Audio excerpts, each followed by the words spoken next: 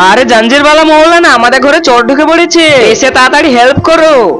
কোথায় আছে চোর? আরে মৌলানা, চোর তো কেউ নাই, এবার হবে তুমি চোর। এটা বলছোটা তুমি কি?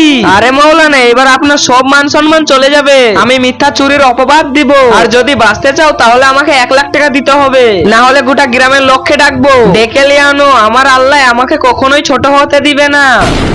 এই অসহায় বাবাটার জন্য কেই বা লাইক সাবস্ক্রাইব করবে? আমি জানি দুষ্টু বাচ্চারা লাইক সাবস্ক্রাইব করবে না, ভালো বাচ্চারা লাইক সাবস্ক্রাইব করে দেবে। আরে দেখো দেখো, গ্রামের লোকবাসী, আমাদের মৌলানা আমাদের বাড়িতে চুরি করতে এসে ধরা পড়ে গিয়েছে।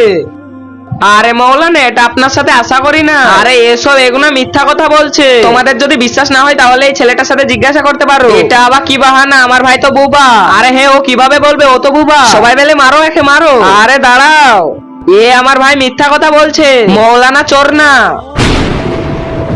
আল্লাহ তার বান্দাকে কখনোই মিথ্যা করে ছোট হতে দেয় না।